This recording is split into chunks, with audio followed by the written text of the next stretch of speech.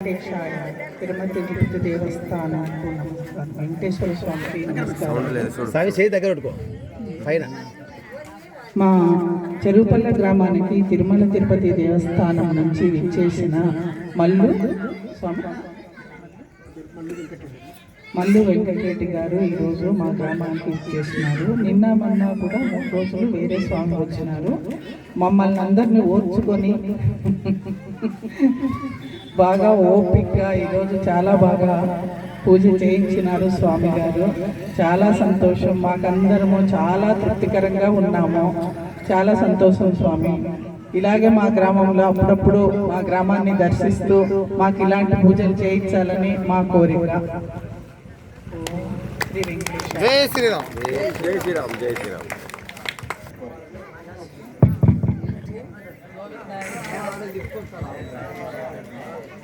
వెంకటేశాయ నమః. నా పేరు నాగమణి. నేను APGB bank retired employee Mohan Reddy గారి కోడలిని. సో మా మామయ్య గారి జన్మస్థల చెరువుపల్లె గ్రామానికి విచ్చేసినటువంటి మల్లు వెంకటరమణ రెడ్డి గారికి ముఖ్యంగా నమస్కారం.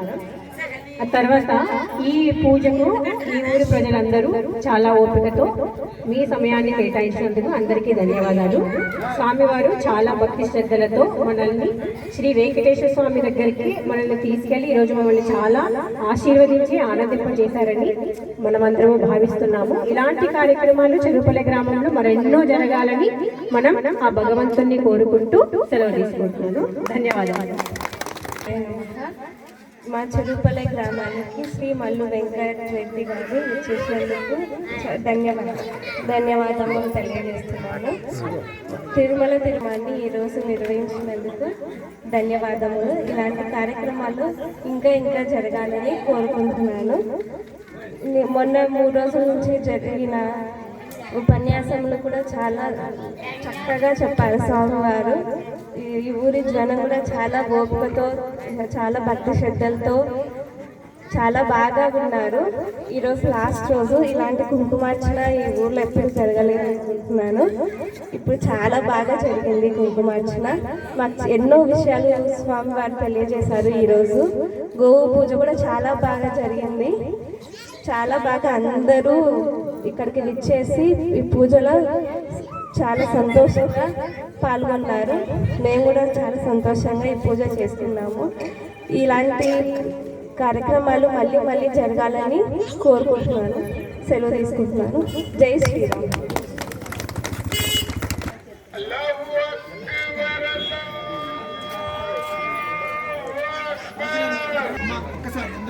స్థానం నుండి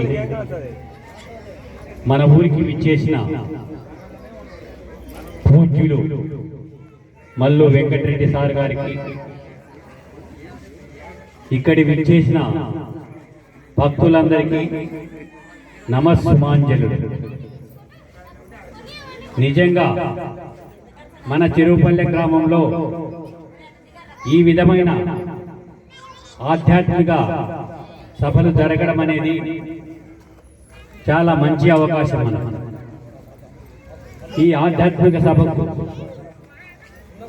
అన్ని విధాల కృషి చేసిన మన కొట్టే ప్రసాద్ గారికి ముఖ్యంగా ధన్యవాదాలు చెప్పవలసిన అవసరం ఉంది.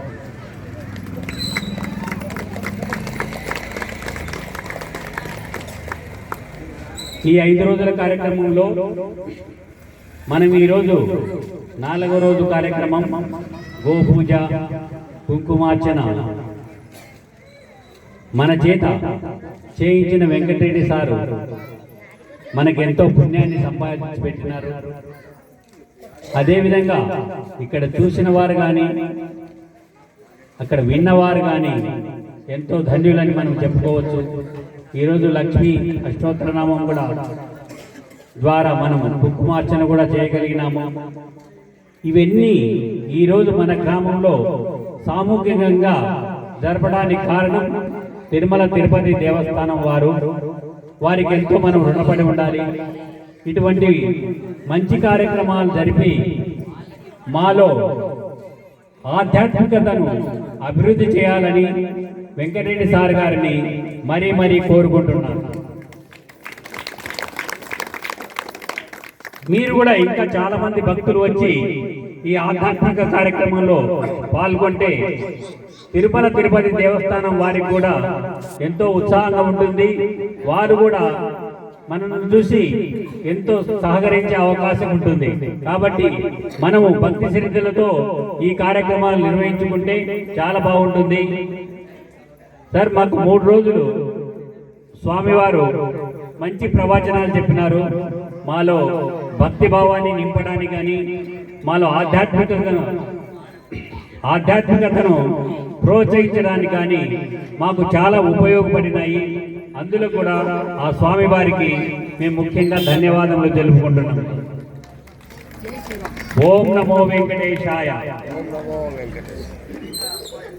ఈ కార్యక్రమానికి సహకరించిన భక్తులందరికీ ధన్యవాదములు.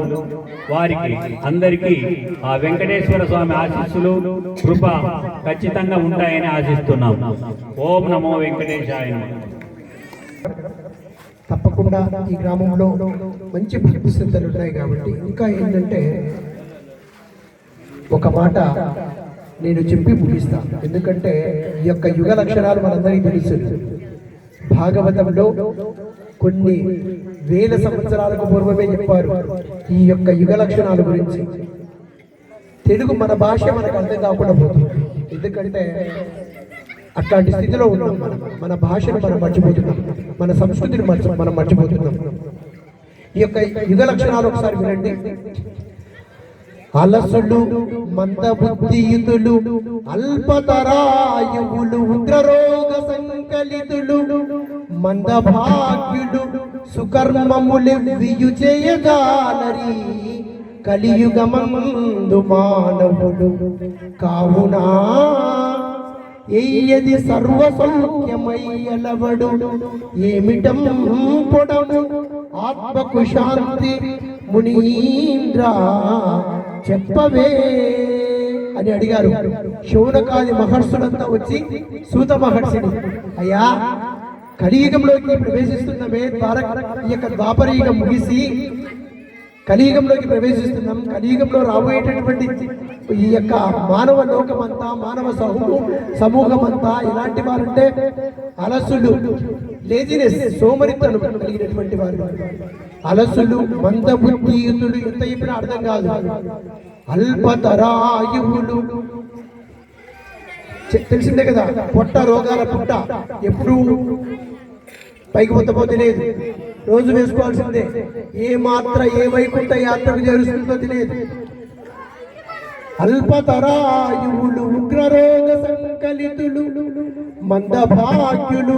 మనకెంత సంపద ఉన్నా కానీ, నెలకు 10 లక్షల ప్యాకేజీ, 20 లక్షల ప్యాకేజీ ఉన్నా కానీ మన నాన్న వాళ్ళు, మన తాత తండ్రులు ఎంతవరకు గుడ్డ కట్టారు, మనం ఇప్పుడు ఎలాంటి గుడ్డ కడుతున్నామో మనకు తెలుస్తుంది. ఎంత సంపాదించినా కానీ ఇంతవరకే కదా, అవునా కాదా? చిట్టి పొట్టి డ్రెస్సులే కదా. ఏం భాగ్యం ఇది, నిజమైనటువంటి భాగ్యమా? ఎంత సంపాదించుకునేటటువంటి సంపూర్ణంగా స్వేచ్ఛగా తినేటటువంటి యోగం ఉందా?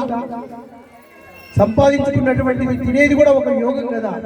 కాబట్టి ఇలాంటి యుగంలో ఉన్నమే భగవంతుని చేరుకునేటటువంటి దానికి మార్గం ఏంటి స్వామి అని అడిగితే, అప్పుడే ఈ యొక్క పరీక్షణ్ మహారాజుకు సుఖబ్రహ్మ ఏ భాగవతం అయితే వినిపించాడో ఆ భాగవతాన్ని సూత మహర్షి శౌనకాది మహర్షులకు వినిపించాడు. కాబట్టి మనమందరం కూడా భాగవతం అన్నా చాలట, మనం భాగవతం. ఒకసారి అనండి భాగవతం అని, మళ్ళీ ఒకసారి ఏమవుతాం? ఏమవుతాం? భాగవతం వింటే భాగవతం, చదివితే భాగవతం, ఇతరులకు చెబితే భాగవతం. అటువంటి గొప్ప భక్తులు ఎలాగైతే భగవంతుని చేరుకున్నారో వారి గురించి చెప్పేటటువంటి ఇళ్ళతో కూడినటువంటి సత్యంతం, ఇలాంటివన్నీ మనం చదవాలని చెప్పి నేను తెలియజేసుకుంటూ, ఇలాంటి కార్యక్రమాలు తప్పకుండా మనం ఏర్పాటు చేసుకుందాం. చెరువుపల్లి గ్రామంలో ఉన్నటువంటి భక్తి భావనకి సహకరించినటువంటి ఈ యొక్క సమూహానికి మరొకసారి నేను హృదయపూర్వకమైనటువంటి ధన్యవాదాలు తెలియజేసుకుంటూ, నాకు ఒక చక్కటి వాతావరణం కనిపించింది. నాకు 4 రోజుల నుంచి చక్కటి ఆతిథ్యం ఇవ్వడము. ఎందుకంటే ఎక్కడికైనా వెళ్తే దేవాలయంలో మనం ఇక్కడికి రప్పించేటటువంటి వ్యక్తులందరూ కూడా కొంత గౌరవప్రదమైనటువంటి వాళ్ళు. తిరుమల తిరుపతి దేవస్థానం నుంచి ఉపన్యాసకులు వచ్చారంటే వారిని మేము పంపించినా కానీ తిరుమల నుంచి వచ్చినట్లుగా భావన చేస్తారు. కాబట్టి వాళ్ళని చక్కగా చూసుకోవడం ఇవన్నీ చేశారు. తిరుమల తిరుపతి దేవస్థానం ఎవరి దగ్గర కూడా ఒక రూపాయి తీసుకోదు. స్వామి అక్కడ అందరికి ఇస్తారు, మీకు మాకు అందరికి కూడా. కాబట్టి మనం ఇలాంటి కార్యక్రమాలు కావాల్సింది, దీనికి కావాల్సింది ఏంటంటే భక్తి. భక్తిరేవ గరీయసి అన్నట్లు మనం భక్తి ఉంటే ఇలాంటి కార్యక్రమాలు ఇంకా ఇంకా జరుపుకోగలమని చెప్పి నేను తెలియజేసుకుంటూ ఇలాంటి కార్యక్రమాన్ని ఇంతటితో ముగిస్తూ మీకు చిన్న సూచనలు.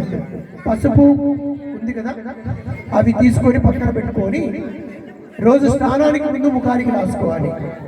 అర్థమైంది కదమ్మా? లేకపోతే కాళ్ళకైతే అసలు రాసుకోవద్దు. ఈ పసుపు మాత్రం ఇప్పుడు వేసుకున్నటువంటి, లేదా కూరలో వేసుకున్న ఇబ్బంది లేదు, పప్పు కానీ ఏదైనా దేంట్లోనైనా కానీ ఇబ్బంది లేదు. ముఖానికి రాసుకుంటే మంచిది. అక్షతలు కానీ కుంకుమ మాత్రం చాలా చక్కగా ప్యాక్ చేసుకోవాలి. ఇంతవరకు చక్కగా పూజ చేసుకున్నటువంటి కుంకుమని ప్యాక్ చేసుకోవాలి. ఇంకా ఏమైనా డౌట్? పువ్వు చక్కగా దేవుడికి అమ్మవారికి పెట్టినటువంటి పువ్వు మీరు అలంకరించుకోవచ్చు.